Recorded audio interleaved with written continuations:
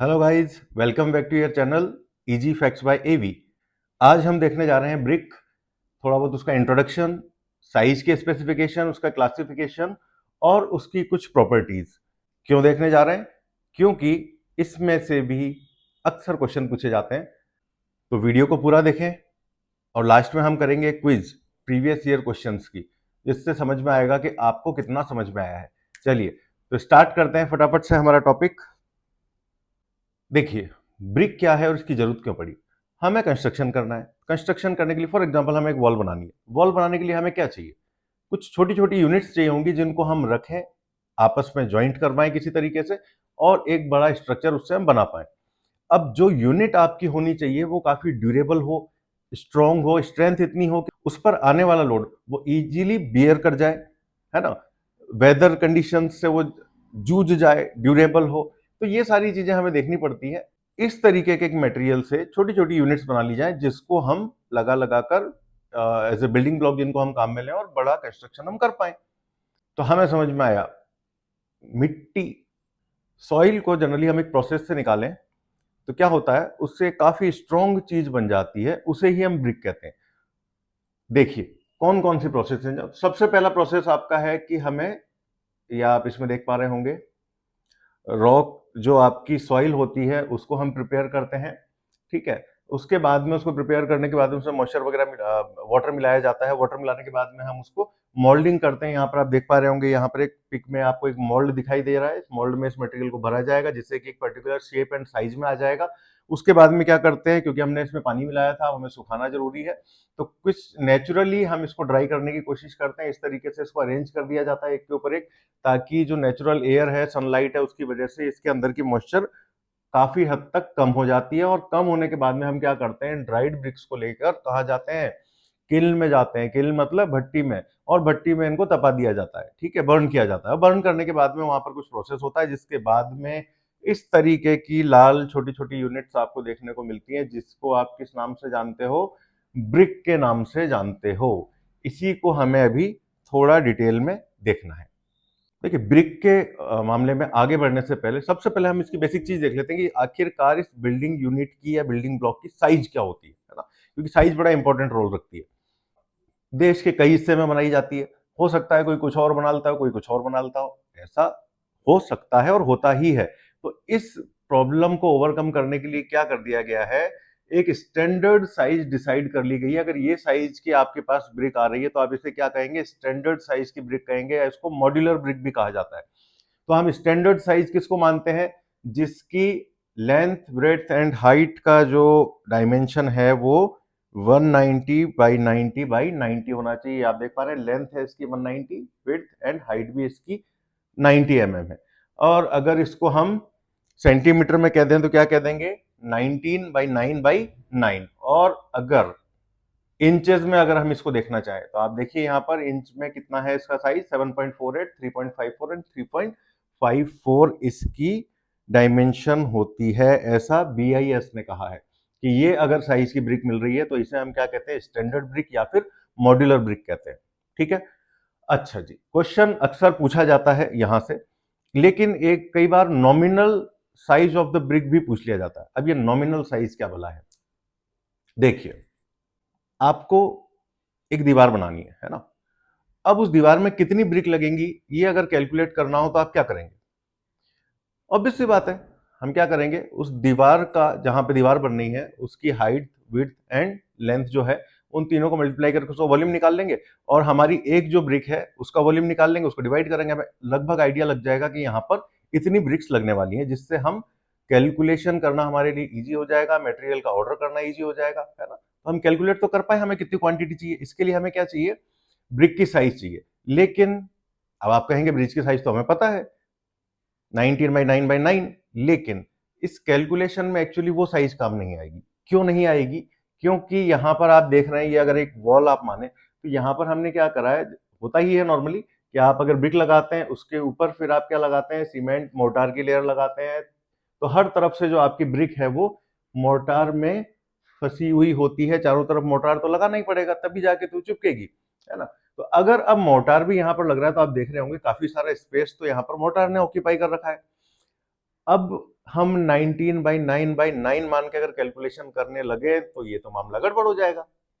यहां से तो नंबर ऑफ ब्रिक्स काफी ज्यादा आ जाएंगी, क्योंकि यहां पर मोर्टार भी तो आ रहा है। तो हम क्या करते हैं, यहां पर मोर्टार का जो जॉइंट बन रहा है इसको भी इंक्लूड कर लेते हैं ब्रिक की साइज के साथ में, और एक साइज बताते हैं जो साइज क्या होती है, वो जस्ट 200 × 100 × 100 या फिर 20/10/10 हम कह सकते हैं।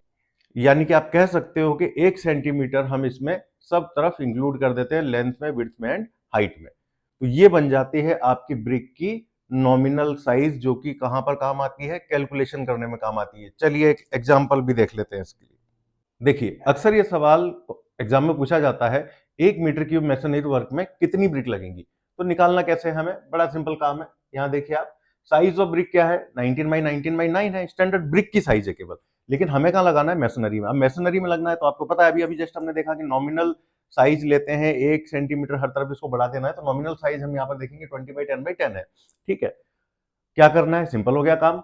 एक ब्रिक का वॉल्यूम निकाल लीजिए, किसके हिसाब से, नॉमिनल साइज के हिसाब से। ये हमने निकाल लिया 1 मीटर क्यूब, क्योंकि हमने सेंटीमीटर क्यूब में निकाला है। तो अब क्या करते हैं, 1 मीटर क्यूब को भी हम सेंटीमीटर में कन्वर्ट कर लेते हैं। ये इतना हो गया। इसको 1 मीटर क्यूब वॉल्यूम को डिवाइड कर दो आप एक सिंगल ब्रिक के वॉल्यूम से, तो यहां से निकल के क्या आया, 500 नंबर्स। यानी कि 1 मीटर क्यूब अगर आपको मैसनरी करनी है तो लगभग हमें आइडिया है कि 500 ईंटें वहां पर लग जाएंगी। इस वैल्यू को याद रखें, बहुत बार पूछ ली जाती है। अगर 500 ना आए तो इसके आसपास जो भी आए बिल्कुल क्लोज, आपको वो सेलेक्ट करना है। अब नेक्स्ट चीज है हमारा फ्रॉग। वो वाला नहीं है जो बारिश में आता है। ये ईंट के ऊपर एक एक शेप बनाई जाती है। कौन सी शेप बनाई जाती है, ये देखिए आप। ये जो आपकी ब्रिक है, आपने देखा होगा ब्रिक के ऊपर इस तरीके का एक कट सा बना हुआ होता है ना, स्पेसिफाइड डायमेंशन का, जिसमें अक्सर ब्रिक की कंपनी का नाम लिखा होता है। तो ये जो जगह कटी हुई है, ये जो इंडेंट बना हुआ है ब्रिक की टॉप सरफेस के ऊपर, इसी को हम बोलते हैं फ्रॉग। जैसे कि मैंने कहा कि स्पेसिफाइड साइज का होता है, तो इसकी साइज क्या होती है, इसकी जो लेंथ होती है वो 100 mm करीब होती है, इसकी जो विड्थ होती है वो 40 mm होती है, और इसकी डेप्थ जो होती है वो 10 to 20 mm के आसपास रखी जाती है। यानी कुल मिला के हम कह सकते हैं 10 सेंटीमीटर/4 सेंटीमीटर, और 1 से 2 सेंटीमीटर इसकी डेप्थ रहती है। अच्छा जी, ये प्रोवाइड क्यों किया जाता है? आपको लग रहा हो कि नाम लिखने के लिए, नाम लिखने की जगह चाहिए, इसलिए यहां पर इस तरीके का एक वो बना देते हैं। तो नाम लिख लेते हैं वो बात अलग है, लेकिन मेन पर्पज इसका नाम लिखना नहीं है। मेन पर्पज क्या है, देखिए, अगर आपने ये फ्रॉग नहीं बनाया, तो इस केस में क्या होगा, हम जब मैसनरी करेंगे, मान लीजिए अगर आपकी जो ब्रिक्स हैं वो एकदम प्लेन है सब तरफ से ना, तो यहां पर हमने ये मोर्टार की लेयर लगाई, फिर ब्रिक लगा दी, फिर लगा दी। मोर्टार की लेयर और ब्रिक के बीच में जॉइंट तो बना है, लेकिन वो सरफेस सरफेस तक बना हुआ है केवल। ब्रिक का कोई भी अंदरूनी हम नहीं कह सकते कि बॉन्ड, यहां अच्छा बॉन्ड जनरेट हो रहा है, अगर ये कंडीशन है तो। इसका उलट क्या कर रहे हैं हम, इस वाले डायग्राम में आप देखिए, यहां पर हम क्या कर रहे हैं, एक फ्रॉग बना रहे हैं, है ना। ये आप फ्रॉग को देख सकते हैं यहां पर, और इसके बाद हमने यहां पर सीमेंट या मोर्टार हमने यूज किया है, और उसके बाद में हमने ऊपर से दूसरी ब्रिक अरेंज की है। अब देखिए आप, यहां पर एक की जॉइंट बन गया है ये, और स्ट्रॉन्ग जॉइंट बन गया है ब्रिक का भी। अब कुछ पोर्शन जो है वो मोर्टार के अंदर, मतलब ये एक स्ट्रक्चर की तरह काम करेगा, ये कहा जा सकता है ना। तो ये बेटर जॉइंट बन सके ब्रिक और आपके मोर्टार की लेयर के बीच में, उसके लिए हम यहाँ पर ये की छोड़ दिया करते हैं। तो यहाँ पर लिखा हुआ है प्रोवाइड की, और मैकेनिकल बॉन्ड यहाँ पर हम क्रिएट करने की कोशिश करते हैं, किसके थ्रू, फ्रॉग के थ्रू, ताकि ये स्ट्रॉन्ग पकड़ बना सके ना, मजबूत बॉन्ड बना सके आपका ब्रिक और आपकी मोर्टार की लेयर। हालांकि नाम लिखा जाता है, ये गलत नहीं है, नाम लिखा जाता है, बट मेन पर्पज नाम लिखने के लिए ये नहीं छोड़ा जा रहा है। मेन पर्पज आपका बॉन्डिंग को स्ट्रॉन्ग करने के लिए। नेक्स्ट है हमारा क्लासिफिकेशन ऑफ ब्रिक। तो देखिए, ब्रिक्स सारी की सारी एक जैसी नहीं होती है ना। जब ये किल्न से निकल के आती हैं तो काफी अलग अलग वैरायटी की, या हम कहें कि इनके अंदर काफी अलग अलग टाइप की कैरेक्टरिस्टिक्स हमें देखने को मिलते हैं। उस बेसिस पे हमने ब्रिक को जो है वो 3 से 4, मेनली तो खैर 3 है, लेकिन फिर भी हम 4 क्लासेज में इसको डिवाइड कर लेते हैं। क्लासेस के नाम क्या है, जो बहुत अच्छी है, जिसमें प्रॉपर्टी, स्ट्रेंथ वगैरह, जिसकी लुकिंग और फिनिशिंग सब कुछ अच्छी है, तो हम कहते हैं एकदम फर्स्ट क्लास चीज है ना, तो उसको हम क्या कहते हैं, फर्स्ट क्लास ब्रिक बोल देते हैं। थोड़ी कमजोर है, सेकंड क्लास, थोड़ी और कमजोर है, थर्ड क्लास, और बहुत ही बेकार है अगर, तो वो फोर्थ क्लास है। ठीक है। अब किस किस पैरामीटर पे हम इसको अच्छा या बुरा कर रहे हैं वो पैरामीटर्स हम एक बार देख लेते हैं। तो देखिए सबसे पहला है आपका कंप्रेसिव स्ट्रेंथ, काफी इंपॉर्टेंट चीज है। लोड बियर करने के काम तो यही आएगी, स्ट्रक्चर को स्ट्रेंथ तो यही वैल्यू प्रोवाइड करवाएगी। तो अगर आपकी ब्रिक की कंप्रेसिव स्ट्रेंथ जो है सीटीएम मशीन पे टेस्ट करने के बाद में 10 या उससे ज्यादा 10.5 न्यूटन पर एमएम स्क्वायर पे आती है कम से कम, तो ये फर्स्ट क्लास की कैटेगरी में आ जाएगी। अगर ये स्ट्रेंथ 7 या उससे थोड़ी बहुत ज्यादा आ रही है तो ये सेकंड क्लास ब्रिक हो जाएगी। थर्ड क्लास ब्रिक के केस में मिनिमम जो कंप्रेसिव स्ट्रेंथ आनी चाहिए वो 3.5 न्यूटन पर एमएम स्क्वायर आनी चाहिए, और फोर्थ क्लास के केस में ऐसी कोई वैल्यू डिसाइड नहीं करी गई है, पर इसकी इससे कम ही आती है। ठीक है। सेकंड पैरामीटर है हमारा वाटर का एब्जॉर्प्शन। तो वाटर एब्जॉर्प्शन कितना होगा जी, 12 से 15% लगभग, और अगर पर्टिकुलर वैल्यू माने तो 15% से ज्यादा नहीं होना चाहिए वाटर एब्जॉर्प्शन, तो ये फर्स्ट क्लास ब्रिक है। अगर 16 टू 20 है तो ये सेकंड क्लास ब्रिक है, 20 टू 25 है तो ये थर्ड क्लास ब्रिक है, और फोर्थ क्लास जो है वो इससे भी ज्यादा पानी एब्जॉर्ब कर जाएगी। सरफेस एंड शेप की बात करें तो देखिए स्मूथ होगा फर्स्ट क्लास के केस में, नीचे आपको डायग्राम में दिखाई भी दे रहा होगा। यहां पर आप देख सकते हैं ब्रिक का किस तरीके का हमारा शेप है, किस तरीके की इसकी सरफेस है, काफी स्मूथ नजर आ रही है ना। तो प्रॉपर शेप है इसका, कहीं से आपको आंकी बाकी नहीं नजर आएगी, किसी तरीके का सरफेस पर डिफेक्ट क्रैक या इस तरीके के वॉइड्स वो नहीं नजर आएंगे। प्रॉपर इसका शेप रहेगा, स्मूथ इसकी सरफेस फिनिशिंग रहेगी। तो ये हमारी, और कलर की बात करें अगर तो ये डीप रेड कलर या चेरी कलर में आती है, कलर के मामले में हम समझ सकते हैं। सेकंड आप देखोगे आपकी सेकंड क्लास ब्रिक, तो इन दोनों में काफी आपको डिफरेंस दिखाई दे रहा है। सेकंड क्लास के केस में शेप जो है वो थोड़ा बहुत बिगड़ जाता है, डिस्टॉर्ट हो जाता है ना, हल्की फुल्की क्रैक्स भी आ सकती हैं, और कलर भी इसका थोड़ा इससे डाउन हो सकता है। तो ये हमारी इस तरीके से सेकंड क्लास ब्रिक है। थर्ड क्लास के तो कहने ही क्या, आप देख सकते हो शेप के बारे में नहीं कहा जा सकता है, ना अपीयरेंस के बारे में कहा जा सकता है। तो यहाँ पे आप देख पा रहे हैं कि काफी हिला डुला इसका शेप एंड अपीयरेंस दिखाई दे रही है, और फोर्थ क्लास तो इससे भी ज्यादा वर्स्ट केस में दिखाई देगी। तो इस डायग्राम से आप समझ पा रहे होंगे कि सरफेस एंड शेप किस तरीके का इनका होता है और अपीयरेंस कैसी होती है। अच्छा जी, साउंड टेस्ट की बात करें तो इसमें हम क्या करते हैं, ब्रिक को आइडेंटिफाई कैसे करें। साइट पे जा रहे हैं तो अब ये सारी चीजें तो आप आइडेंटिफाई कर नहीं पाओगे, कितना पानी इसने पिया, कितनी इसकी सीटीएम वैल्यू आ रही है ना एकदम से। तो हम क्या करते हैं, दो ब्रिक्स को आपस में टकराते हैं। अगर दो फर्स्ट क्लास ब्रिक को आप आपस में टकराएंगे तो क्या होगा, यहाँ पर आपको क्लियर रिंगिंग साउंड, या हम कहें मेटल जैसा आपको लगेगा, क्लियर मेटलिक रिंगिंग साउंड आती है कि आपने दो मेटल्स को टकरा दिया है ना। तो इस तरीके की आवाज आएगी, टन करके, ऐसे लगता है कि हमने कोई मेटल के बर्तन आपस में भिड़ा लियो। ठीक है, तो ये फर्स्ट क्लास ब्रिक का इंडिकेशन है। सेकंड क्लास के केस में भी आवाज आती है, उससे थोड़ी कम आती है, लेकिन फिर भी मेटलिक साउंड ये दे देती है।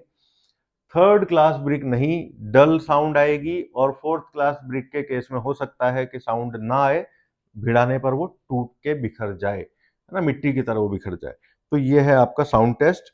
अपीयरेंस की बात कर लें तो अभी हमने देख लिया था डायग्राम में भी कि कलर इसका डीप रेड एंड चेरी होता है, कॉपर कलर में भी आ जाती है, फ्लॉलेस होती है, किसी तरीके का हम इसकी सरफेस पर कोई क्रैक या वाइट्स वगैरह नहीं देखेंगे, है ना। सेकंड जो आपकी सेकंड क्लास ब्रिक है वो यूनिफॉर्म होती है कलर में, लेकिन थोड़े बहुत क्रैक्स उसमें अलाउड होते हैं, हमने देख ही चुके हैं, और थर्ड और फोर्थ में भी ऐसा सही कुछ है। फिर नेक्स्ट है आपका फ्रैक्चर सरफेस। तो फ्रैक्चर सरफेस अगर आप इसकी देखेंगे तो यहाँ पर आपको किसी तरीके का लाइम के लंप्स नहीं मिलाए दिखाई देंगे, है ना, और फाइन टेक्सचर हो। बाकी जो दूसरे आपके हैं सेकंड क्लास के केस में आपको कुछ माइनर फ्लोस देखने को मिल सकते हैं, थर्ड क्लास में तो आपको क्रैक्स और इफ्लोरेसेंस दिखेगा ही दिखेगा, और फोर्थ क्लास जो होती है वो काफी ब्रिटल होती है और पॉसिबली विट्रीफाइड हो जाए। विट्रीफाइड टर्म को भी अभी देखेंगे, डिटेल में देखते हैं। अच्छा जी, यूज एंड एप्लीकेशन क्या है, तो आप देख सकते हैं जो काफी अच्छी ब्रिक है, ऑब्वियस सी बात है, लोड इज बियरिंग कैपेसिटी इसकी ज्यादा है ना, अपीयरेंस में ज्यादा अच्छी लग रही है। तो जहां पर हमको, जहां लोड बियर करने की जरूरत है, लोड बियरिंग वॉल जो आपकी बनेगी, ऐसा कोई स्ट्रक्चर आप बना रहे हैं जहां पर लोड बियरिंग का काम करना है, तो वहां पर आप क्या करेंगे, फर्स्ट क्लास ब्रिक को यूज कर देंगे। एक्सटीरियर वर्क है जहां पर हमें अपीयरेंस की रिक्वायरमेंट ज्यादा है कि अपीयरेंस अच्छी आनी चाहिए, है ना, यूनिफॉर्म शेप की ब्रिक हो, अच्छी दीवार बने, तो वहां पर भी हम इसको फर्स्ट क्लास ब्रिक को यूज करते हैं। इसके अलावा फ्लोरिंग वगैरह में भी आप इसको यूज कर सकते हो, और हाई क्वालिटी का अगर कोई वर्क आप कर रहे हो, जाके आपने देखा होगा आजकल रेस्टोरेंट वगैरह इस तरीके की चीजें चल रही हैं जहां पर, अब वो जमाने गए कि हम पूरा प्लास्टर में कवर करके और वो लगाते थे, है ना, तो ब्रिक की दीवारें ही बना दी जा रही हैं और काफी अच्छी लगती हैं। तो इस तरीके के अगर किसी तरीके का ऑर्नामेंटल वर्क है या डेकोरेशन टाइप वर्क है तो वहां पर आपको फर्स्ट क्लास ब्रिक ही यूज करनी है। सेकंड क्लास में आप देख चुके हैं कि थोड़ी सी इसमें कमियां हैं, है ना, तो इंटरनल जहाँ पर हमें अंदर छुपी रहे ये सरफेस, बाहर एक्सपोज ना हो, या फिर आपको किसी प्लास्टर करना है किसी दीवार के ऊपर, तो अंदर क्या लगा हुआ है उससे ज़्यादा फर्क नहीं पड़ रहा, क्योंकि स्ट्रेंथ में और बाकी चीज़ों में वो ठीक है लगभग। तो ऐसी जगहों पर आप सेकंड क्लास को काम में ले सकते हैं, और मॉडरेट क्वालिटी का वर्क जहाँ पर बहुत ज़्यादा लोड नहीं आने की उम्मीद है, वहाँ पर भी आप इसको काम में ले सकते हो। थर्ड क्लास ब्रिक जो है वो आपकी ऑब्वियस सी बात है टेम्परेरी कामों में ली जाती है, और लोड अगर आपने इससे बियर कराने की कोशिश करी तो ऑब्वियस सी बात है कि अखबार में खबर आ सकती है। तो ऐसा काम थर्ड क्लास ब्रिक से या फोर्थ क्लास ब्रिक से हम नहीं लेते हैं। अच्छा, फोर्थ क्लास ब्रिक का क्या करें जी? अब ये बन गई है, एक्चुअली में वेस्ट प्रोडक्ट है देखा जाए तो ना, किल में हमने बर्न किया, जानबूझ के बना नहीं रहे हमको, हम जानबूझ के थर्ड और फोर्थ क्लास ब्रिक बना नहीं रहे। ये जब भट्टी वगैरह में जब तपने के लिए डाली जाती है तो वहां पर कुछ चीजें ओवर बर्न हो जाती है, कुछ ठीक से बर्न नहीं हो पाती हैं, है ना, किसका शेप बिगड़ जाता है, क्योंकि सॉइल जो है उसके अंदर के इंग्रेडिएंट्स हमें सारे के सारे एकदम मॉनिटर तो नहीं कर सकते ना, वो तो जो थे वही रहेंगे। तो कहीं पर कुछ ज्यादा, कहीं पर कुछ कम हो गया, और किसी तरीके की क्वालिटी बिगड़ गई, स्ट्रेंथ बिगड़ गई, शेप बिगड़ गया, क्रैक्स आ गए वगैरह वगैरह, ये सब हो जाता है। तो ये जो फोर्थ क्लास मटेरियल निकल रहा है इसका क्या करें? वेस्ट करना तो बेकार है ना इसको। तो इसके लिए हम क्या कर सकते हैं? कंक्रीट अगर बनानी है आपको तो उसमें तोड़ के इसको छोटे पीसेज में एग्रीगेट के तौर पे काम ले सकते हो आप।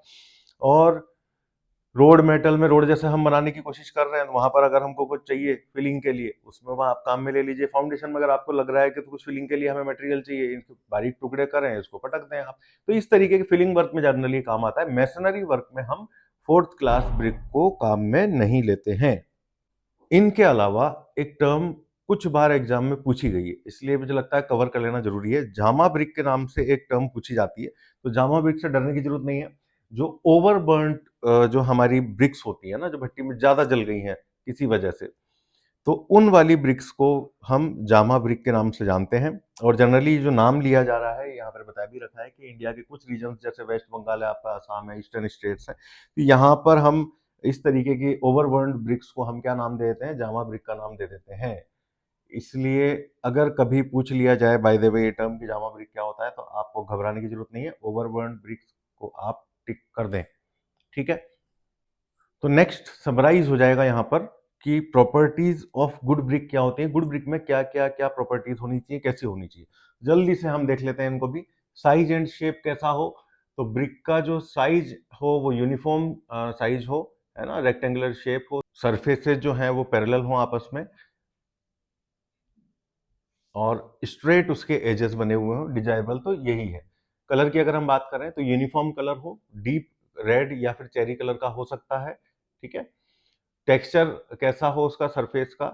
बहुत ज्यादा स्मूथ नहीं होना चाहिए, अगर स्मूथ होगा तो फिर वो मोर्टार के संग में जॉइंट कैसे बनाएगा। लेकिन बहुत ज्यादा रफ भी नहीं होना चाहिए, ऐसा नहीं कि उसकी सरफेस पर किसी तरीके के फीचर्स या फ्रैक्चर्ड सरफेस यानी टूट फूट या क्रैक वगैरह इस तरीके की चीजें हमको दिखाई दे, तो ऐसा नहीं हो। हार्डनेस जो है वो आपकी ब्रिक जो है वो हार्ड होनी चाहिए, ऐसा नहीं कि हम नाखून से उसको खुरचने की कोशिश करें और उसके ऊपर इंप्रेशन बन जाए, यानी कि वहां से वो कुछ मटेरियल हट जाए। ठीक है, तो हार्ड इनफ होनी चाहिए। साउंडनेस की बात करें तो हम बात कर चुके हैं, जब दो ब्रिक्स को टकराया जाए तो वहां से किस तरीके की आवाज आनी चाहिए, मेटलिक साउंड वहां से निकलनी चाहिए। वाटर एब्जॉर्प्शन की बात हो चुकी है कि गुड ब्रिक जो है जिसको हम अच्छी ब्रिक मानते हैं, उसमें देखिए 20% से ज्यादा वाटर एब्जॉर्ब नहीं होना चाहिए अगर उसे 24 आवर्स के लिए पानी में भिगो करके इमर्स करके रखा जाता है। तो गुड ब्रिक की कंडीशन में आपको ध्यान रखना है 20%। वो जो हमने भी रेंज पढ़ी थी वो थी फर्स्ट क्लास की अलग, सेकंड क्लास की अलग, थर्ड की अलग, लेकिन अगर जनरल क्लास ना देकर के केवल गुड ब्रिक पूछ ली जाए तो आपको 20% याद रखना है। ऐसे ही गुड ब्रिक की अगर आपसे स्ट्रेंथ पूछ ली जाए कि क्रशिंग स्ट्रेंथ कितनी होनी चाहिए, तो ये आपकी 10 से कम नहीं होनी चाहिए, मिनिमम 10 न्यूटन पर एमएम स्क्वायर होनी ही चाहिए। और जो आपकी ब्रिक की अर्थ है, यानी जिससे आप ब्रिक बनाएंगे जिस मिट्टी से, उसमें किसी तरीके के स्टोन्स, ग्रेट या ऑर्गेनिक मटेरियल नहीं होना चाहिए। इसके क्या नुकसान है हम नेक्स्ट वीडियो में देखेंगे। चलिए जी, अब इसके बाद आपका फेवरेट टॉपिक क्विज कर लेते हैं। अभी तक आपको कितना समझ में आया? तो हमारा सबसे पहला सवाल है, a good brick should not absorb water bye more than कितना पानी, किस लिमिट से ज्यादा पानी एब्जॉर्ब नहीं करना चाहिए गुड ब्रिक को? जस्ट हमने अभी देखा है। तो इसका सही जवाब है ऑप्शन बी 20%, है ना। गुड ब्रिक, यहाँ पर गुड ब्रिक लिखा हुआ है, ना कि कोई क्लास स्पेसिफाई कर रखी है। सेकंड है आपका, the most important purpose of frog in a brick is to, क्या है जी? नाम लिखने का काम आता है, या फिर ब्रिक का वेट रिड्यूस करवा देता है, वहाँ से कुछ मटेरियल कम हो जाता है तो, या फिर कीड जॉइंट बनाने के काम आता है, या फिर ये इंसुलेशन भी प्रोवाइड करवाता है। वैसे बाकी 3 गलत नहीं है ना? लेकिन सबसे ज़्यादा मोस्ट इम्पॉर्टेंट पर्पज इसका पूछा गया है, तो वो है आपका कीड joint banana between the brick and mortar. फिर थर्ड क्वेश्चन है आपका, minimum compressive strength of first class brick should be. First class brick की मिनिमम कंप्रेसिव स्ट्रेंथ कितनी होनी चाहिए? तो वो 10 न्यूटन पर MM square. Option D is correct option है। फिर है आपका question number 4, which one of the following is the nominal size of standard modular brick. यहाँ पर बात कर रहे हैं नॉमिनल साइज की, स्टैंडर्ड साइज की नहीं। तो नॉमिनल साइज क्या है हमारी? 2010x10 है। When the first class brick is immersed in cold water for 24 hours, it should not absorb water by weight more than। तो अगर फर्स्ट क्लास ब्रिक को अगर हम पानी में भिगो के रखें तो कितना पानी मैक्सिमम वो सोखे? इसका सही जवाब है 15%। यहाँ क्लास स्पेसिफाई कर दी गई है, फर्स्ट क्लास ब्रिक के बारे में पूछा है, तो 15% से ज़्यादा एक फर्स्ट क्लास ब्रिक को 24 आवर्स में पानी एब्जॉर्ब नहीं करना चाहिए। और लास्ट क्वेश्चन है हमारा, fourth class bricks are mainly used for. Fourth class brick को हम किस काम में लेते हैं? ये मैं नहीं बताऊंगा, हर बार की तरह आप ही बताएंगे कमेंट सेक्शन में। तो जाइए कमेंट में इसका आंसर दीजिए। और अगर आपको इतना समझ में आ गया है तो फिर क्या करना है? वीडियो को लाइक करना है, ऑप्शन को कमेंट करना है, वीडियो को शेयर भी करें और चैनल को सब्सक्राइब करें। Thank you for watching.